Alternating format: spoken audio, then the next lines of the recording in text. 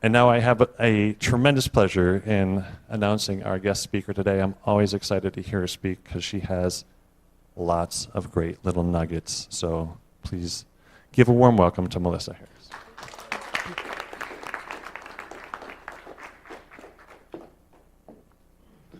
Good morning. Oh, doesn't it feel good in here this morning? Like not just warm, it feels warm between the music and the inspiration. And thank you all for creating this. I want to start this morning by asking you all to close your eyes for just a minute. And take a deep breath. And think about a recent time that you felt inspired. Where were you? What were you doing? Perhaps you were seeing something, or reading something, or listening to something. How did your body feel? Your hands and your feet? Were they shaking? Or were you perfectly still? How about your heart? Is it pounding? Or racing? Or was it just steady? And your mind?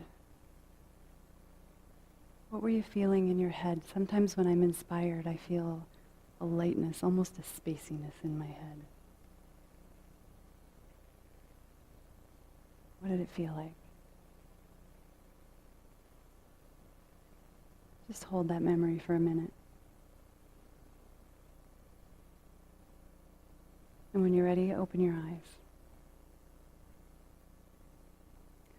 I started this month thinking about what inspires me. And I felt like my thoughts were kind of generic, which is odd. Thinking of generic inspiration, I don't even know what that could mean. But I was curious too, what inspires other people and if it would be similar to what inspires me. So I started asking. And the very first answer I got surprised me. And it was lightning. And I was confused by that answer for just a minute, but as I listened further, it became clear. This individual spoke of the sheer awe and power of lightning, of its energy. In his words, he said, it's electric, it's connected, it centers me. I feel bigger and smaller at the same time. Not smaller as in less than, but it's not about me. I'm a part of all of this. And that is not something I would have come up with myself, but I thought it was brilliant. And it made me want to hear more answers and to hear about things that I'm misseeing that might inspire me. So I asked around 40 people, and I tried to ask people from all different walks of life and people who've lived life differently than I have. Just curious again to see if our life as in this human experience gives us all similar things that we're inspired by, or if they would be different based on what we've encountered in our lives. So I asked people from 9 different countries on 5 different continents. I asked men and women. I asked people who were Christian, Hindu, Muslim, Buddhist, Jewish, agnostic, atheist. I asked a shaman. I asked a woman who has Alzheimer's. I asked a young woman who's just had a baby. I asked a woman whose dad has just died from cancer. I asked a young girl whose mother is an addict. I asked a young woman who has a child with a disability. I asked an aging couple, and I asked a federal parolee. I left it wide open and didn't give any parameters, and I got everywhere from 3 to 5 word answers to essays. And it was incredible to read these this month. I've just had the best month. Turns out you feel pretty good if you immerse yourself in inspiration for several weeks. Several of the responses involved a sense of spirit or God. And of course that makes sense. The origin of the word comes from the Middle English meaning in the sense of divine guidance.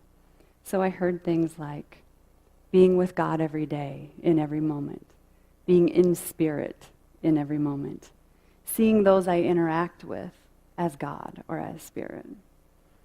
Many answers resonated: love in some words or another. Love makes time on earth here oh so sweet, and love needs no translation. Compassion and kindness give me hope for change, so that we'll live in a better world, or a kinder, more understanding world. The greatest inspiration for me is to be moved to love. And lots of us are inspired by people. The way people are, the way they behave, the way that they serve in the world. I heard things like, I'm inspired by those who endure adversity with a positive and grateful heart. I'm inspired by people who take on challenges, physical or psychological, which are not in their best interest, but which they do in order to adhere to truth and to improve the conditions of other people. One woman said, my daughter, her innocence inspires me. The work of Swami Vivekananda inspires me. The words of Jesus inspire me. People who see beyond themselves and live their lives for the betterment of other people. And the young and the old, because they speak from the heart. I wish I had time, I would share every response that I got with you. But there are two that I'd like to share in more detail. The first is from a woman who I've had the privilege of taking some classes with over the last year or two. She's an atheist, and she is immersed in social justice action.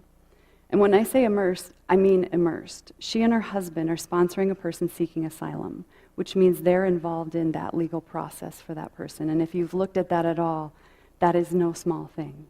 They're diligent. They have a strong commitment. You have to have determination and perseverance to move along that path.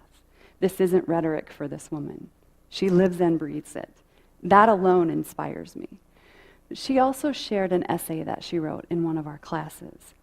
And in it, she discussed how her approach at times, and I'm going to use her words because they're fantastic, has been to try to convince people to see her point of view so that they recognize the glory of its righteousness and perhaps repent their own misinformed stance along the way.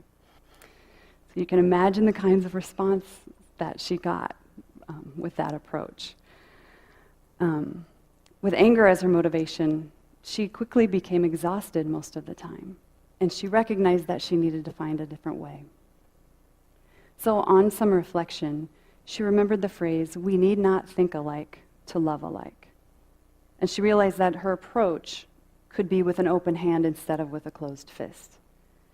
She recalled that her covenant with herself is to respect others' search for truth and meaning, and to respect the dignity of every human being. And then she remembered that that means everyone, no exceptions. So she knew she had to change. By changing her behavior and her approach, she started to engage with people and find common ground with people that had very different beliefs than she did. She became inspired through some of those discussions instead of exhausted. That kind of self-awareness and humbleness and a willingness to let go and change, that inspires me. The other response I want to share is from a young man who, he's in his 30s and he spent 5.5 years in federal prison and he's now on parole. I'm going to read a portion of what he wrote to me. It was an incredible email. It just, it astounded me. I've only known him for about a year and I was inspired by him. People probably think that going to federal prison has inspired me to do good, to not go back. It didn't. I had two things going for me. It wasn't bad for me. I wasn't a child molester, and I didn't snitch on anyone. So my time in prison wasn't rough on me in comparison to people that didn't have those two things going for them. Basically, I could do the 5.5 years I did again, standing on my head. Two things did inspire me in prison, though: Buddhism and racism. After about 2.5 years, I started reading about and practicing Buddhism, and it changed my life. I have a totally new outlook on how people should be treated. The Dalai Lama says, If you can't help people, at the very least, don't harm them. That hit home. You can imagine someone who spent 5.5 years in federal prison probably harmed some people along the way. This is something I now try to practice every single day, especially the second part. At least don't harm them. I don't always have the resources, courage, or time to help others, but the least I can do is not make someone who is struggling worse off. One simple, though not simple at first, solution I was able to start was to stop using curse words. There are many words that offend many people, and if I can eliminate hurtful words from my vocabulary, then I can harm people a lot less frequently. One final thing about Buddhism that inspires me is one of its most basic teachings. At the most basic level, we humans are all the same. We want two things: happiness and to not suffer. That has opened my eyes to suffering of minorities in this country. Seeing this with my own eyes inspired me to do many things. The first is to not make racist or prejudiced jokes, and not to laugh at others when they make them, and to simply say that's not cool. To stand up for minorities, whether it be people of color, certain religions, sexual orientation, isn't always easy, but at least it lets people know where you stand. The next thing it inspired me to do is to volunteer. He went on to discuss further the organization that he volunteers with and his ambition to start his own organization. He has big dreams, and I have wonderful hopes for him in that. I wanted to share his example because I think it's twofold in its inspiration. To do no harm really requires no resources at all. But it does take courage. It takes courage to stand up to your friends and to not accept behavior that you used to accept from yourself and from others. Volunteering is a bigger commitment, at least time-wise, but I think both of them speak to who we are as individuals, and both of them inspire me. Something that occurred to me while I was reading through and kind of perusing all of these answers is that we can be inspired by anything. What I heard in all these replies is that some of us are inspired by beauty and awe, and some of us are inspired by discouragement or despair or pain. I saw more clearly, too, that we experience inspiration. It's not something we just think about or see or observe. We're inspired when we feel it. The last time I spoke here, I shared some quotes from a Lutheran minister whose name is Nadia Bolz-Weber. And I tend to, when I find someone that shares something that motivates me, I tend to go seek more by that person. So I found her book and I finished it recently. It's a memoir titled Pastrix. In it, she discusses a struggle to prepare a sermon for the following Sunday. And the chosen scripture is a string of parables from Matthew. The ones where Jesus compares the kingdom of heaven to things like a mustard seed, the smallest of the seeds that grows to the largest of the shrub and becomes like a tree. And the other, comparing the kingdom of heaven to yeast, which a woman mixes with flour until it's leavened. She was having trouble connecting with this message, wasn't resonating with her. She didn't care about mustard seeds or shrubs or yeast. So she sought resources to find a deeper meaning. But the basic gist she kept getting was the kingdom of heaven starts out small and then gets big. So what, she thought. Nothing was coming to her that she could feel. This was about the same time that there was a death of Amy Winehouse. And if you remember her, she's an English singer and songwriter who died of alcohol poisoning. Nadia Bolz-Weber herself has had difficulty with dependence and addiction. And this experience reminded her of a friend of hers who died in a similar fashion. That friend, when that friend passed away, it started her on her journey to her calling to become a minister. And when he died, she and her friends went to his house and cleaned and removed anything that he wouldn't have wanted his parents to find. Things like drug paraphernalia and pornography, things like that. Later, when she went back to the parables and looked at them again, it occurred to her, maybe the size of the seed versus the size of the plant isn't the point at all. Yet Jesus was saying that heaven's kingdom is like shrubs and yeast. Then she remembered something that she learned in seminary. In those times, yeast was considered impure. During those times, the Jews had to remove all yeast from their homes in preparation for holy days. It was considered a ritual impurity. So then she began to consider that maybe the kingdom of heaven is found in the unclean and surprising and even in the profane. She preached that Sunday that this is the kingdom of heaven on earth. It's small and it's impure, but it's the real thing. Jesus said the kingdom of heaven is here, at hand.